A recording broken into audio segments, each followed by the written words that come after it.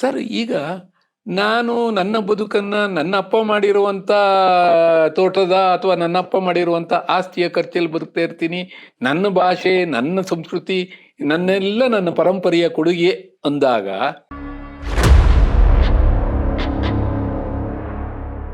ನಮಗೆ ಎಂತೆಂಥ ಉಪಕರಣಗಳಿದಾವೆ, ಎಂತೆಂಥ ತಾಂತ್ರಿಕ ಸೌಲಭ್ಯಗಳಿದಾವೆ. ಆದರೂ ಯಾಕೆ ಇವತ್ತು ನಮಗೆ ಬೆಂಗಳೂರಿನ ರಾಜ ಕಾಲುವೆಯ ಮೇಲೆ ಮನೆ ಕಟ್ಟಿದಾರೋ, ಪಕ್ಕದಲ್ಲಿ ಮನೆ ಕಟ್ಟಿದಾರೋ ಇವತ್ತು ನಮ್ಗೆ ಹೇಳಕ್ಕಾಗ್ತಾ ಇಲ್ಲ. ಇದನ್ನು ನಾವು ನಮ್ಮ ಮಕ್ಕಳಿಗೆ ಎಷ್ಟು ಹೇಳಿದೀವಿ ಗೊತ್ತಿಲ್ಲ. ಬ್ರಿಟಿಷರು ಮಾಡಿರೋ 100 ತಪ್ಪುಗಳನ್ನು ಹೇಳಿದ್ವಿ, ಒಂದೆರಡಾದ್ರೂ ಒಳ್ಳೇದನ್ನು ಹೇಳೋದು ಬೇಡವಾ ನಾವು?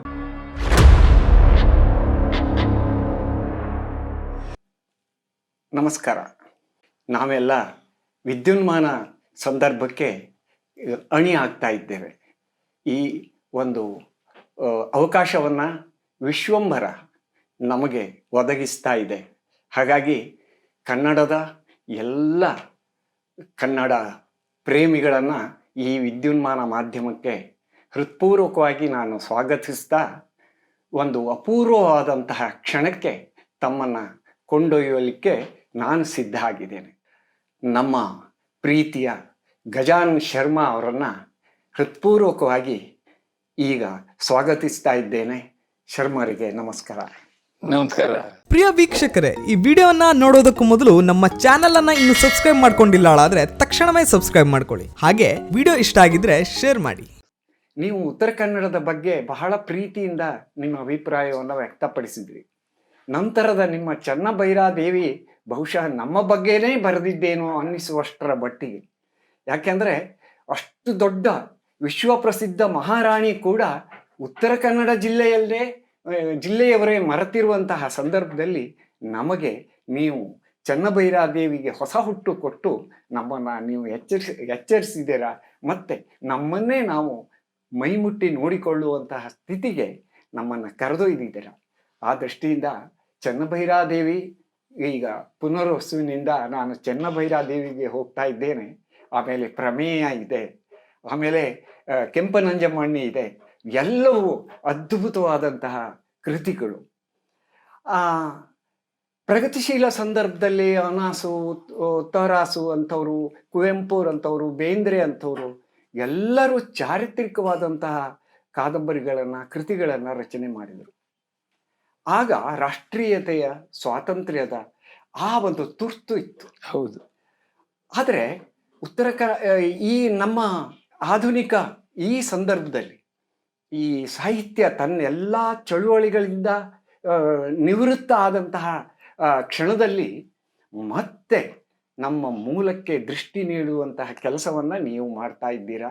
ಕನ್ನಡ ಸಾಹಿತ್ಯ ಮಾಡ್ತಾ ಇದೆ. ಕನ್ನಡದಲ್ಲಿ ಗೈರ್ ಸಮಜ್ಯೋತಿ ಬಂತು, ಅದು ಚಾರಿತ್ರಿಕ. ಅದೇ ರೀತಿ ತೇಜೋ ತುಂಗಭದ್ರಾ ಬಂತು, ಅದು ಚಾರಿತ್ರಿಕ. ಆಮೇಲೆ ಅವರದ್ದೇ ರೇಷ್ಮೆ ಬಟ್ಟೆ ಬಂತು, ಬ್ಯೂಟಿಫುಲ್ ಕೃತಿ ಅದು. ಹರಿಕೃಷ್ಣ ಬರಣ್ಯ, ಉದಯ್ ಕುಮಾರ್ ಹಬ್ಬು, ಇವರೆಲ್ಲ ಪುರಾಣಾಧಾರಿತ ಕಾದಂಬರಿಗಳಿಂದ ಬರೀತಾ ಇದ್ದಾರೆ. ಈಗೊಂದು ಮಾತಿದೆ, ಇಡೀ ವಿಶ್ವ ಸಾಹಿತ್ಯವೇ ನಿಂತು ನೀರಾಗಿದೆ ಅಂತ. ಆಮೇಲೆ ಇಡೀ ವಿಶ್ವವೇ ತನ್ನ ಚರಿತ್ರೆಯ ಎಡೆಗೆ, ತನ್ನ ಪರಂಪರೆಯ ಎಡೆಗೆ ಮತ್ತೊಮ್ಮೆ ಕಣ್ಣು ಹಾಯಿಸ್ತಾ ಇದೆ, ಮತ್ತೊಮ್ಮೆ ಎಚ್ಚರಿಸುವ ಕ್ರಿಯೆ ನಡೀತಾ ಇದೆ ಅನ್ನೋ ಮಾತೂ ಇದೆ. ಈಗ ಚರಿತ್ರೆಗೆ ನಿಮ್ಮ ಧ್ಯಾನವನ್ನು ಕೇಂದ್ರೀಕರಿಸಿದ ಕಾರಣ ಏನು? ಅದು ನಮಗೆ ಒಂದು ಪ್ರಶ್ನೆ, ನಮಗೆಲ್ಲ ಮೂಡಿದ ಪ್ರಶ್ನೆ ಅದು. ತಮ್ಮ ಪ್ರಶ್ನೆ ಬಂದ ಮೇಲೆ ನಾನು ಯೋಚನೆ ಮಾಡ್ತಾ ಇದ್ದೇನೆ. ಹೌದಲ್ಲ, ಯಾಕೆ ನಾನು ಇತಿಹಾಸದ ಬಗ್ಗೆ ಅಥವಾ ನಮ್ಮ ಚಾರಿತ್ರಿಕ ಸಂಗತಿಗಳ ಬಗ್ಗೆ ಗಮನ ಹರಿಸ್ತಾ ಇದ್ದೀನಿ ಅಂತೇಳಿ. ಅಂದ್ರೆ ಈಗ ಯಾವ ತುರ್ತಿದೆ? ಅದು ಒಂದು ಪ್ರಶ್ನೆ ಕೂಡ ಇದೆ. ಯಾಕೆ ನಮ್ಮ ಇವತ್ತಿನ ಸಾಮಾಜಿಕ ಸಮಸ್ಯೆಗಳನ್ನು ಬಿಟ್ಟು ಯಾಕೆ ಇತಿಹಾಸದ ಕಡೆ ಮುಖ ಮಾಡಬೇಕು? ಇದರಿಂದ ಇವತ್ತಿನ ಸಮಸ್ಯೆಗಳು ಎಲ್ಲ ಗೌಣವಾಗಿ ಬಿಡ್ತವೆ ಅಂತೇಳಿ. ಆದರೆ ಹಾಗೆ ಅನ್ಸಲ್ಲ ಸರ್ ನನಗೆ. ಯಾಕೆ ಅನ್ಸಲ್ಲ ಅಂತಂದರೆ, ನಮಗೆ ಹಿಂದಿನ ಚರಿತ್ರೆಯ ಪಾಠಗಳನ್ನು ನಾವು ಅಳವಡಿಸ್ಕೊಳ್ತಾ ಇದ್ರೆ ನಾವು ನಾಳೆಗೆ ಸಮರ್ಥವಾದ ಪಯಣವನ್ನು ಮಾಡಲಿಕ್ಕೆ ಆಗೋಲ್ಲ. ನಮಗೆ ನೆನ್ನೆಗಳು ಬೇಕು. ಹೇಗೆ ಬೇಕು? ನಾವು ಅದನ್ನು, ನಮ್ಮ ಚರಿತ್ರೆಯನ್ನು ಕೇವಲ ನಮ್ಮ ವಿಜೃಂಭಣೆ, ನಾವು ಸಂಭ್ರಮ, ನಾವು ಅದರಿಂದ ಆನಂದ ಪಡ್ತಾ ಇದ್ದೀವಿ, ಅಲ್ಲೇ ಮುಳುಗಿ ಕಳೆದು ಹೋಗ್ಬಿಟ್ರೆ ನಾವು ಚಿನ್ನ ಬೆಳ್ಳಿಗಳನ್ನ ಬಳ್ಳಗಳಲ್ಲಿ ಅಳೆದು ಮಾರಿದ್ರು ವಿಜಯನಗರ, ಅಲ್ಲಿಗೆ ನಾವು ಸೀಮಿತ ಆಗ್ಬಿಟ್ರೆ, ಅದ್ರ ಸಂಭ್ರಮ, ಅದರ ಅಹಂಕಾರದಲ್ಲೇ ತೊಳಲಾಡ್ತಾ ಇದ್ದು ಬಿಟ್ರೆ ನಾವು ಮುಂದುವರಿಯೋದೇ ಇಲ್ಲ. ಆದ್ರೆ ನಮಗಲ್ಲಿ ಒಂದಿಷ್ಟು ಪಾಠಗಳಿದಾವೆ. ಈಗ ನಾವು ನಮ್ಮ ಒಗ್ಗಟ್ಟಾಗಿಲ್ದೇ ಇದ್ರು, ಅಥವಾ ಒಂದು ರಾಷ್ಟ್ರೀಯವಾದ್ದು ಅಥವಾ ಒಂದು ಸಾಮಾಜಿಕವಾದ ಒಂದು ಪರಿಸರವನ್ನ ನಾವು ಕಾಯ್ದುಕೊಳ್ಳದೆ ಇದ್ರೆ, ಅವತ್ತಿನ ಎಚ್ಚರಿಕೆಗಳು ಏನಿತ್ತು ಅದರಿಂದ ನಾವು ಪಾಠ ಕಲಿದೇ ಇದ್ರೆ, ನಾವು ನಾಳೆ ಮತ್ತದೇ ತಪ್ಪು ಮಾಡಿ ಮತ್ತದೇ ಗೊಂದಲಕ್ಕೀಡಾಗ್ತೀವಿ ಅನ್ನೋದೊಂದು ಪ್ರಶ್ನೆ. ಜೊತೆಗೆ ಸರ್, ಈಗ ನಾನು ನನ್ನ ಬದುಕನ್ನ ನನ್ನ ಅಪ್ಪ ಮಾಡಿರುವಂಥ ತೋಟದ ಅಥವಾ ನನ್ನ ಅಪ್ಪ ಮಾಡಿರುವಂಥ ಆಸ್ತಿಯ ಖರ್ಚಲ್ಲಿ ಬದುಕ್ತಾ ಇರ್ತೀನಿ. ನನ್ನ ಭಾಷೆ, ನನ್ನ ಸಂಸ್ಕೃತಿ, ನನ್ನ ಪರಂಪರೆಯ ಕೊಡುಗೆ ಅಂದಾಗ ನಾನು ಅದನ್ನು ಪೂರ್ಣವಾಗಿ ಸ್ವೀಕರಿಸಬೇಕು ಅಂದಾಗ ಅತ್ತ ಒಂದು ಮುಖ ಇಡಬೇಕಲ್ಲ. ನಾನು ಅದ್ರ ಬಗ್ಗೆ ಗಮನ ವಹಿಸ್ಬೇಕಲ್ಲ.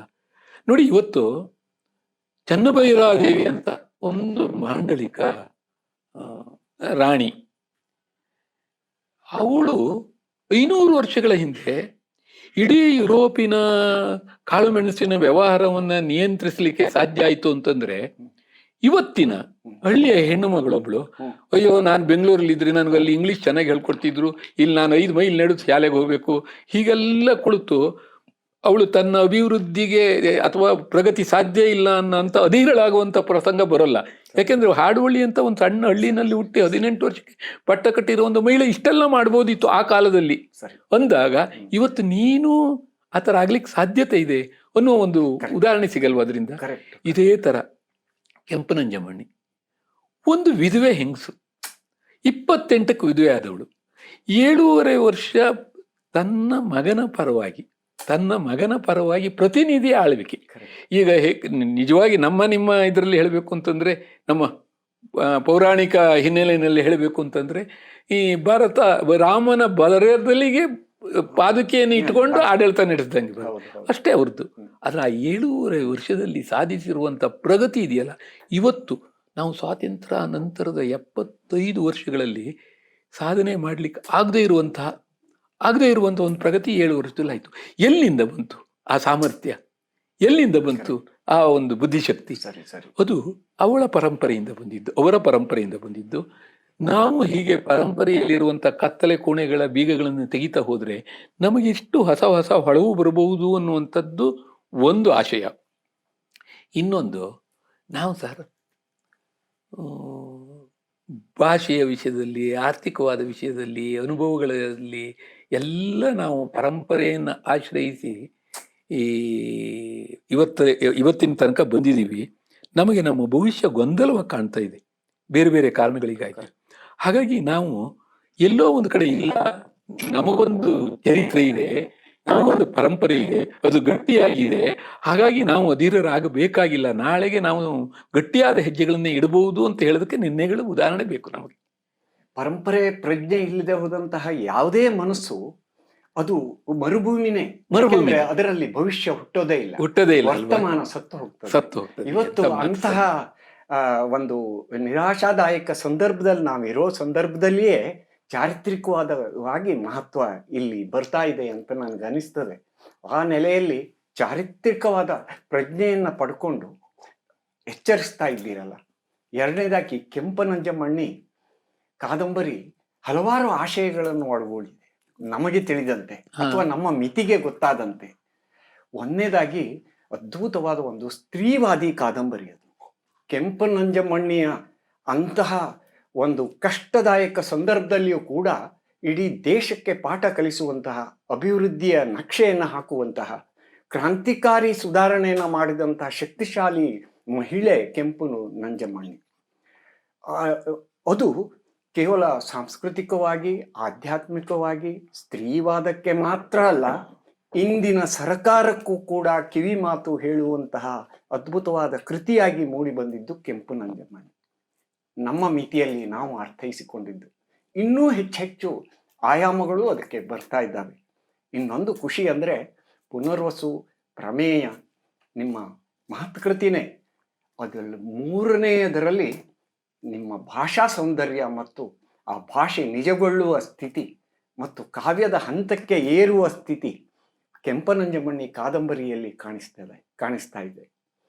ಆ ಕಲ್ಕತ್ತಾದ ಸಂದರ್ಭ, ರವೀಂದ್ರನಾಥ್ ಟ್ಯಾಗೋರ್ ಅವರ ನಡುವೆ ಇವತ್ತು ನಾವು ರವೀಂದ್ರನಾಥ್ ಟ್ಯಾಗೋರ್ ಜೊತೆ ಇದ್ದೇವೆ ಅನ್ನಿಸುವಷ್ಟರ ಮಟ್ಟಿಗೆ ಸುಂದರವಾದಂತಹ, ಸರಳವಾದ, ಸಮಗ್ರವಾದ ಮತ್ತು ಸೂಕ್ಷ್ಮವಾದ ಆ ಭಾಷಾ ನಿರ್ವಹಣೆ ಇದೆಯಲ್ಲ, ಅದು ಅತ್ಯಂತ ಖುಷಿ ಕೊಟ್ಟಿದ್ದು. ಅದರ ಜೊತೆಗೆ ನಿಮ್ಮೆಲ್ಲ ಕೃತಿಗಳು ಕೂಡ ಕನ್ನಡದ ಒಂದೊಂದು ಮುತ್ತುಗಳೇ, ಅದರ ಬಗ್ಗೆ ಪ್ರಶ್ನೆ ಇಲ್ಲ. ಆಮೇಲೆ ಕನ್ನಡ ಲೇಖಕರಿಗೆ ಒಂದು ಬಹುದೊಡ್ಡ ಸಂದೇಶ ಅಂದರೆ ಪರಂಪರೆಯ ಪ್ರಜ್ಞೆಯನ್ನು ಮತ್ತೊಮ್ಮೆ ಜಾಗೃತಗೊಳಿಸಿರುವಂಥದ್ದು. ಆ ಹಿನ್ನೆಲೆ ಒಳಗೆ ನಮ್ಮ ಕನ್ನಡ ನಾಡು ನಿಮಗೆ ಕೃತಜ್ಞ ಆಗಿದೆ. ನಮಗೆ ಗೊತ್ತಿಲ್ಲದ ಕೋಣಗಳಿಗೆ, ಕತ್ತಲೆಯ ಕೋಣೆಗೆ ಕರೆದುಕೊಂಡು ಹೋಗಿದ್ದೀರಾ, ಆ ಗುಹೆಯ ಬಾಗಿಲನ್ನ ತೆಗೆದು ತೋರಿಸಿದ್ದೀರಾ ನೀವು. ಸರಿ, ಪ್ರಮೇಯ ಕೂಡ ಅದು ಒಂದು ರೀತಿಯ ವಿಶಿಷ್ಟವಾದ ಮತ್ತು ರೋಚಕವಾದಂತಹ ಆಯಾಮಕ್ಕೆ ನಮ್ಮನ್ನ ಕೊಂಡೊಯ್ತದೆ. ನೀವು ಆ ಪ್ರಮೇಯ ಕೃತಿಯ ಬಗ್ಗೆ ನಿಮ್ಮ ಮುನ್ನುಡಿಯಲ್ಲೇ ಹೇಳ್ಕೊಳ್ತೀರಿ, ಇಡೀ ಇಂಡಿಯಾವನ್ನ ಸುತ್ತಾಡಿದ್ದೀರಿ ಅಂತ. ಪರ್ವಕ್ಕಾಗಿ 9 ಬಾರಿ ಭೈರಪ್ಪ ತಿರುಗಾಡಿದ್ರಂತೆ, ಕುರುಕ್ಷೇತ್ರದಲ್ಲಿ ಕಣ್ಣೀರು ಹಾಕಿದ್ರಂತೆ ಅಲ್ಲಿಯ ಹೆಣಗಳ ವಿವರಗಳನ್ನ ಕೇಳಿದಾಗ. ಈ ಪ್ರಮೇಯದ ಸಂದರ್ಭದ ತಿರುಗಾಟ ಹೇಗಿತ್ತು, ನಮ್ಮ ದೇಶವನ್ನ ನೀವು ಯಾವ ದೃಷ್ಟಿಯಿಂದ ನೋಡ್ತಾ ಹೊರಟ್ರಿ, ಎಲ್ಲೆಲ್ಲಿ ಹೋದ್ರಿ, ಆ ವಿವರ ನಮಗೆ ಅತ್ಯಂತ ಕುತೂಹಲಕಾರಿಯಾದದ್ದು. ಸರ್, ಪ್ರಮೇಯ ಅದು ಒಂದು ಕಾದಂಬರಿಯಾಗಿ ಗೆಲ್ಲುತ್ತೆ ಅನ್ನುವಂಥ ನಂಬಿಕೆ ನನಗೇ ಇರಲಿಲ್ಲ. ವಾಸ್ತವವಾಗಿ ಅದು ಒಂದು ಕಾದಂಬರಿಯ ಸಬ್ಜೆಕ್ಟ್ ಅಲ್ಲ ಅನ್ನುವ ಭಾವನೆ ನನಗೇ ಇತ್ತು ವಾಸ್ತವವಾಗಿ. ಆದರೆ ನಮ್ಮ ಜನಗಳ ವೈಶಾಲ್ಯ, ಮನಸ್ಸಿನ ವೈಶಾಲ್ಯ ಆ ಮಟ್ಟದ್ದು ಅನ್ನುವ ಒಂದು ಭರವಸೆ ಇತ್ತು. ಅದನ್ನು ಎಲ್ಲ ನಮ್ಮ ಓದುಗ ಮಿತ್ರರು ಅದನ್ನು ಸಮರ್ಥಿಸಿದ್ರು. ಸರ್, ಪ್ರಮೇಯ ಬರೆಯುವಾಗ ನನಗೊಂದಿತ್ತು ಸರ್, ನಮ್ಮಲ್ಲಿ ಸಾಮಾನ್ಯವಾಗಿ ನಮ್ಮ ಒಟ್ಟು ಇದರಲ್ಲಿ ನಾವು ಜಗತ್ತನ್ನು ನೋಡುವ ವಿಚಾರದಲ್ಲಿ ನಮಗೆ ಒಬ್ಬ ಮನುಷ್ಯ ಆಗಲ್ಲ ಅಂತ ತಕ್ಷಣ ಅವನಲ್ಲಿರುವ ಕೆಟ್ಟ ಗುಣಗಳಷ್ಟೇ ಆಗುತ್ತೆ. ಅಥವಾ ಯಾರೋ ಒಬ್ರು ಇವತ್ತು ಬ್ರಿಟಿಷರು ಬಂದರು ಅಂತ ತಕ್ಷಣ ಬ್ರಿಟಿಷರು ಮಾಡಿರುವಂತ ಏನ್ ಹೇಳ್ಬೇಕು, ಅದನ್ನ ಕೆಟ್ಟ ಕೆಲಸಗಳನ್ನ ಅಥವಾ ಅವರ ಧೋರಣೆ, ಕೆಟ್ಟ ಧೋರಣೆಯನ್ನಷ್ಟನ್ನೇ ನಾವು ಮನಸ್ಸಲ್ಲಿ ತಗೋತೀವಿ. ಅದರಿಂದ ನಮಗೊಂದಿಷ್ಟು ಒಳ್ಳೇದು ಆಗಿರುತ್ತೆ, ಆಗಿದೆ ಖಂಡಿತವಾಗಿ. ಅದು ನೀವು ಒಪ್ತೀರಿ, ನಾನು ಒಪ್ತೀನಿ, ನಮ್ಮ ಎಲ್ಲರೂ ಒಪ್ಪುತ್ತಾರೆ. ಆದ್ರೆ ಅದನ್ನ ಮತ್ತೆ ಮತ್ತೆ ಹೇಳದೆ ಹೋದ್ರೆ ನಾವು ನಮ್ಮ ಪಾಠಗಳಲ್ಲೆಲ್ಲ ಏನಾಗುತ್ತೆ ಅಂತಂದ್ರೆ, ಬ್ರಿಟಿಷರು ಹೋರಾಟ, ಅವರು ನಮ್ಮನ್ನೆಲ್ಲ ಏನ್ ಹೇಳ್ಬೇಕು, ವಸಾಹತುಶಾಹಿ ಅಡಿಯಲ್ಲಿ ನಾವು ಸಿಲುಕಿಕೊಂಡಿದ್ವಿ, ಅವರ ಕಪಿಮುಟ್ಟಿಯಲ್ಲಿ. ಖಂಡಿತ ಹೌದು. 150 ವರ್ಷ ಆದ್ರೂ ಸರ್ವೆ ಆಗಿ, ಆ ಟ್ರಿಗ್ನೋಮೆಟ್ರಿಕ್ ಸರ್ವೆ ಆಗಿ 150 ವರ್ಷ ಆದ್ರೂ ಇನ್ನೊಮ್ಮೆ ಸರ್ವೆ ಮಾಡ್ಲಿಕ್ಕೆ ನಮ್ಮಿಂದ ಆಗ್ಲಿಲ್ಲ. ಮತ್ತೆ ಇವತ್ತು ನಮಗೆ ಎಂತೆಂಥ ಉಪಕರಣಗಳಿದಾವೆ, ಎಂತೆಂಥ ತಾಂತ್ರಿಕ ಸೌಲಭ್ಯಗಳಿದಾವೆ. ಆದ್ರೂ ಯಾಕೆ ಇವತ್ತು ನಮಗೆ ಬೆಂಗಳೂರಿನ ರಾಜ ಕಾಲುವೆಯ ಮೇಲೆ ಮನೆ ಕಟ್ಟಿದಾರ, ಪಕ್ಕದಲ್ಲಿ ಮನೆ ಕಟ್ಟಿದಾರ, ಇವತ್ತು ನಮ್ಗೆ ಹೇಳಕ್ಕಾಗ್ತಾ ಇಲ್ಲ. ಓಬಳಾಪುರಂ ಮೈನ್ ಕರ್ನಾಟಕದಲ್ಲಿದೆಯೋ ಆಂಧ್ರದಲ್ಲಿದೆಯೋ ಅಂತ ಹೇಳಕ್ಕಾಗ್ತಾ ಇಲ್ಲ. ಇದೆಲ್ಲ ಯಾಕೆ ಅಂತಂದ್ರೆ ನಮಗೆ ನಮ್ಮ ಕೆಲಸದಲ್ಲಿ ಶ್ರದ್ಧೆ ಇಲ್ಲದೆ ಇರೋದು. ನಾವು ಬ್ರಿಟಿಷರಿಂದ ಕಲೀಲೇಬೇಕಾದಂಥದ್ದು ಒಂದು ಅಂತಂದ್ರೆ ಆ ಕಾಯಕ ನಿಷ್ಠೆ. ಸರ್, ಕೆಲಸದಲ್ಲಿರುವಂತ ನಿಷ್ಠೆ. ಇವತ್ತು ನಾವು ಎವರೆಸ್ಟ್, ಗೌರಿಶಂಕರಕ್ಕೆ ಯಾಕೆ ಎವರೆಸ್ಟ್ ಹೆಸರು ಕೊಟ್ಟರು, ಅದು ಯಾಕೆ ಹಾಗೆ ಮಾಡಿದ್ರು ಅಂತೆಲ್ಲ ಪ್ರಶ್ನೆ ಮಾಡಬಹುದು. ಆದ್ರೆ ಆ ಕಾರ್ಯಕ್ಕೆ ತೊಡಗದ ಮೇಲೆ ತೋರಿಸುವಂತ ಶ್ರದ್ಧೆ ಇದೆಯಲ್ಲ ಸರ್, ಅದು ಅನುಪಮ ಮಾತು. ನಮಗೆ ಅದ್ಯಾಕೋ ನಮ್ಮಲ್ಲಿ ನಾವು ತಪಸ್ಸು ಅಂತ ಹೇಳ್ತೀವಿ, ಅವರು ಪ್ರತಿ ಕಾರ್ಯವನ್ನು ತಪಸ್ಸಿನ ರೀತಿಯಲ್ಲಿ ಮಾಡಿದ್ರು. 70 ವರ್ಷಗಳ ಕಾಲ ಇಡೀ ಭೂಮಿಯನ್ನ ಸರ್ವೆ ಮಾಡಿದ್ರು. ಇವತ್ತು ನಮ್ಮ ಮಕ್ಕಳಿಗೆ ಸರ್ ನಾವು ಕೇಳಿ, ನೀನು ಲೊಕೇಶನ್ ಕಳಿಸ್ತೀನಿ, ಈಗ ಮತ್ತೆ ಹಳ್ಳಿಗೆ ನಾನು ಬರ್ತೀನಿ ಅಂದರೆ ನೀವು ನಿಮ್ಮ ಮಗನಿಗೆ ಹೇಳಿ ನೀವು ಲೊಕೇಶನ್ ಕಳಿಸು ಅಂತ ಹೇಳ್ತೀರಿ ಅಂತಂದರೆ ನಾನು ಸುಲಭಕ್ಕೆ ಬರ್ಬೋದು. ಯಾಕೆ ಬರುತ್ತೆ ಅಂತ ಅವ್ರನ್ನ ಕೇಳಿ ನೀವು, ಅದು ಸ್ಯಾಟಲೈಟು ಎಲ್ಲ ನೋಡ್ಬಿಡು, ಏನನ್ನು ನೋಡುತ್ತೆ, ಹೇಗೆ ನೋಡುತ್ತೆ ಅದು. ಅದಷ್ಟಕ್ಕೂ ಕಾರಣ ಏನು ಅಂದರೆ ಈ ಅಕ್ಷಾಂಶ ರೇಖಾಂಶಗಳನ್ನ ನಮ್ಮ ಭೂಮಿಗೆ ಬೆಸಲಿದ್ದು. ಇವತ್ತು ಮತ್ತೆ ಹಳ್ಳಿ ಅಂತಂದ್ರೆ ಅದು ಯಾವ ಅಕ್ಷಾಂಶದಲ್ಲಿದೆ, ಯಾವ ರೇಖಾಂಶದಲ್ಲಿದೆ ಅನ್ನೋದ್ರ ಮೇಲೆ ಅಲ್ಲಿರುವಂತ ಆ ಸ್ಯಾಟಲೈಟು ಗುರುತಿಸುತ್ತೆ, ಅದನ್ನ ನನಗೆ ಇಲ್ಲಿ ರವಾನಿಸುತ್ತೆ, ನಾನು ಅದನ್ನ ಅನಿಸಿ ಬರ್ತೀನಿ. ಇದು ಆಗಿರೋದು ಯಾರಿಂದ? ಅವತ್ತಿನ ಟ್ರಿಗ್ನಾಮೆಟ್ರಿಕ್ ಸರ್ವೆಯಿಂದ. ಇದನ್ನು ನಾವು ನಮ್ಮ ಮಕ್ಕಳಿಗೆ ಎಷ್ಟು ಹೇಳಿದೀವಿ ಗೊತ್ತಿಲ್ಲ. ಬ್ರಿಟಿಷರು ಮಾಡಿರೋ 100 ತಪ್ಪುಗಳನ್ನು ಹೇಳಿದ್ವಿ, ಒಂದೆರಡಾದ್ರೂ ಒಳ್ಳೇದನ್ನು ಹೇಳೋದು ಬೇಡವಾ ನಾವು? ಹೌದೌದು, ಹೇಳಬೇಕು. ಒಂದು. ಎರಡನೇದಾಗಿ ಸರ್, ನಾವು ಟೆಕ್ನಾಲಜಿ ಅಂದ ತಕ್ಷಣ ಅದು ಇವತ್ತಿನ ತಾಂತ್ರಿಕ ಇದೆಲ್ಲವ, ಇವತ್ತು ಯಾವ ಲೆವೆಲ್ಲಾಗ ಇದೀವಿ ನಾವು ಅಂತಂದ್ರೆ ನಾಳೆ ಒಂದಿನ ಕಂಪ್ಯೂಟರೇ ಗದ್ದೆ ಉಳುತ್ತೆ ಅನ್ನೋ ಲೆವೆಲಲ್ಲಿ ಬಂದ್ಬಿಟ್ಟಿದೀವಿ ನಾವು. ಟೆಕ್ನಾಲಜಿಗೆ ಒಂದಿಷ್ಟು ಲಿಮಿಟೇಷನ್ ಇದೆ. ಆ ಲಿಮಿಟೇಷನ್ನು ಮೊದಲು ಎಲ್ಲಿಂದ ಪ್ರಾರಂಭ ಆಯಿತು? ಈ ಫಿಸಿಕಲ್ ಆಗಿ ಭೌತಿಕವಾಗಿ ಅಳತೆ ಶುರುವಾಯ್ತಲ್ಲ ಸರ್, ಆ ಭೌತಿಕವಾದ ಅಳತೆ ನಿಖರವಾಗಿದ್ದಷ್ಟು ಇವತ್ತಿನ ವೈಜ್ಞಾನಿಕವಾಗಿ ಅದು ಕೊಡುವ ಚಿತ್ರ ನಿಖರವಾಗುತ್ತೆ. ಇದನ್ನು ಅವರು ಎಷ್ಟು ಚೆನ್ನಾಗಿ ಮಾಡಿದ್ರು ಸರ್. ತಾವು ಕೇಳಿರೋ ಪ್ರಶ್ನೆಗೆ ಉತ್ತರ ಹೇಳ್ತೀನಿ ನಾನು. ಅವರು ಮದ್ರಾಸಿನಿಂದ ಆರಂಭ ಮಾಡಿದ್ರು, ಅಂದ್ರೆ ಕನ್ಯಾಕುಮಾರಿಯಿಂದ 78 ಡಿಗ್ರಿ ರೇಖಾಂಶದಲ್ಲಿ ಅವರು ಇದನ್ನ ಮಾಡಬೇಕು ಅಂತ ಹೇಳಿ ಅದು ಪ್ರಾಯೋಗಿಕವಾಗಿ ಮೈಸೂರಿನ ನೆಲದಲ್ಲಿ ಬೆಂಗಳೂರಿನಲ್ಲಿ ಅಳೆದ್ರು. ಆ ಲ್ಯಾಂಪ್ಟನ್ನು ಅವನು ಬೆಂಗಳೂರಲ್ಲಿದ್ದಾಗ ಅವನು ಇನ್ನೂ ಕೆಲವು ಆದೇಶ ಇದನ್ನು ಕೊಟ್ಟಿದ್ರು ಖರೀದಿಗಾಗಿ, ಕೆಲವು ಇನ್ಸ್ಟ್ರೂಮೆಂಟ್. ಅದು ಬರುವುದಕ್ಕಿಂತ ಮೊದಲು ಅವನು ಸರ್ವೆ ಮಾಡಿದ್ದು ಬೆಂಗಳೂರಿನಲ್ಲಿ. ಆದ್ರೆ ಅಧಿಕೃತವಾಗಿ ಟ್ರಿಗ್ನಾಮೆಟ್ರಿಕ್ ಸರ್ವೆ ಶುರುವಾಗಿದ್ದು ಇದರಿಂದ ಕನ್ಯಾಕುಮಾರಿಯ ಪಕ್ಕದ ಮದ್ರಾಸಿನಿಂದ ಶುರುವಾಯಿತು. ಅವರೇನೋ ಸರ್ವೆ ಮಾಡ್ಕೊಂಡು ಹೋದ್ರು. ನಾವು ಎಲ್ಲಿಂದ ಹುಡುಕ್ಬೇಕು? ನನಗೆ ಮೊದಲಿಗೆ ಅನ್ಸಿದ್ದು ಉತ್ತರದಿಂದನೇ ಬಂದ್ಬಿಡೋಣ ಅಂತೇಳಿ. ಉತ್ತರದಲ್ಲಿ ಹರಮುಖ ಅಂತ ಒಂದು ಇದಿದೆ. ಇವತ್ತಿನ ಶ್ರೀನಗರ ಏನಿದೆಯೋ, ಶ್ರೀನಗರದಿಂದ 30 ಕಿಲೋಮೀಟರ್ ಮುಂದೆ ಹರಮುಖ್ ಅಂತ ಒಂದು ಮೌಂಟೇನ್ ಇದೆ. ಅಂಟೆಮೊರಿ ಎನ್ನುವಂತ ಒಬ್ಬ ಸರ್ವೇಯರು, ಅವನು ಆ ಪರ್ವತದ ಮೇಲೆ ಒಂದು ಸರೋವರದ ಪಕ್ಕದಲ್ಲಿ ಟೆಂಟ್ ಹಾಕೊಂಡು ಉಳಿತಾನೆ. ಅಲ್ಲಿಂದ ಅವನಿಗೆ K2 ಮೌಂಟೇನ್, ನಾವು ಕಾರ್ಗಿಲ್ ಇದರಲ್ಲಿ ಕೇಳಿದ್ವಲ್ಲ, K2 ವಶಪಡಿಸ್ಕೊಂಡ್ರು, K1, ಆ K2 ಇದು ಕಾಣ್ತು ಅಂತ ಬಂತು. ನನಗೆ ಒಬ್ಬ ಹುಡುಗ ಪರಿಚಯ ಇದ್ದ ನಮ್ಮ ಬೆಂಗಳೂರಲ್ಲಿ. ಅವನ ಹತ್ರ ಹೇಳಿದೆ, ಅಪ್ಪ ನನಗೆ ಕಾಶ್ಮೀರಕ್ಕೆ ಹೋಗ್ಬೇಕು, ನೀನು ಈ ತರ ಕರ್ಕೊಂಡು ಹೋಗ್ತೀಯ ಅಂತ. ಬಹಳ ದುರಂತ ಅಂದ್ರೆ ನನಗೆ ಆ ವಿಷಯ ಹೇಳ್ಬೇಕಾದ್ರೆ ಬಹಳ ಬೇಸರ ಆಗೋದೇನು, ಅವನು 25 ವರ್ಷದ ಮೆಡಿಕಲ್ ವಿದ್ಯಾರ್ಥಿ.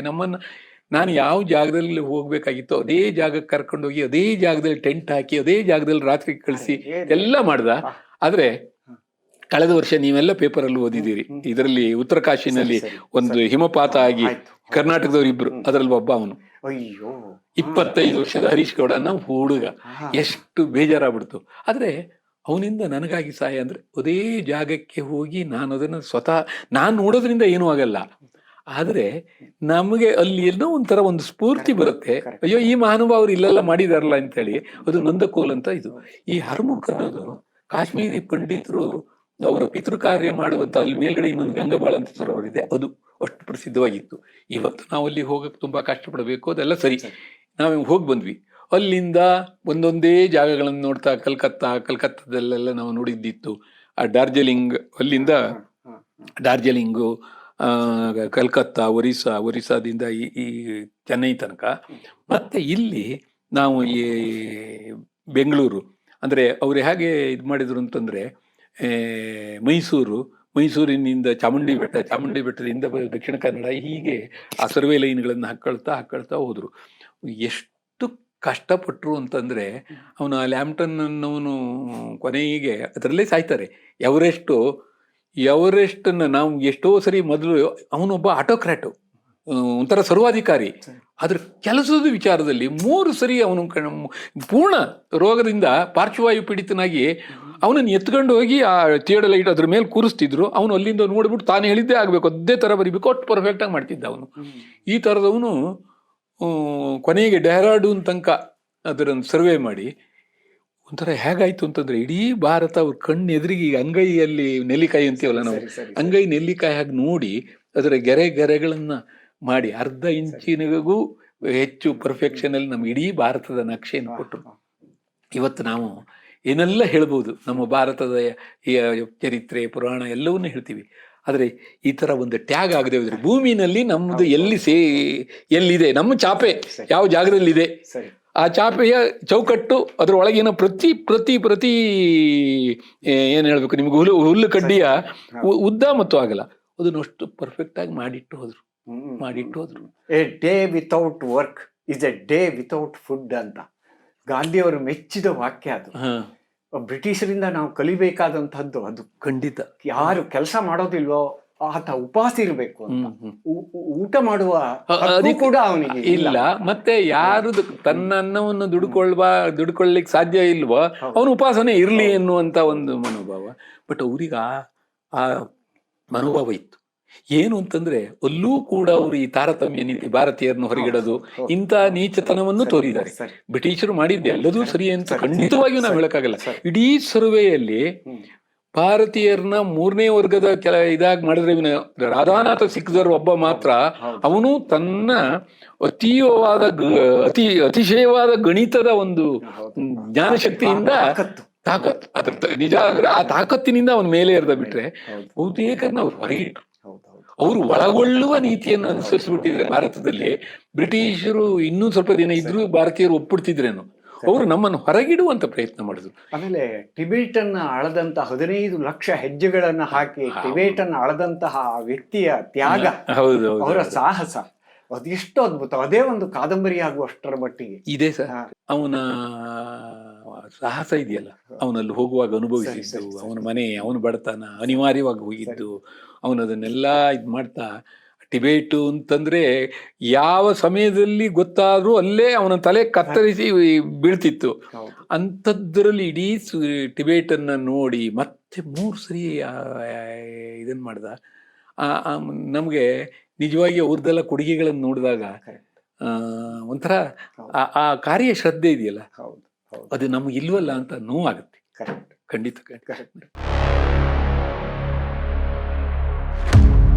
ವೀಕ್ಷಕ ಮಹಾಪ್ರಭುಗಳೇ, ನಮ್ಮ ಚಾನಲ್ ಅನ್ನು ಸಬ್ಸ್ಕ್ರೈಬ್ ಮಾಡಿ, ಶೇರ್ ಮಾಡಿ, ಪ್ರೋತ್ಸಾಹಿಸಿ.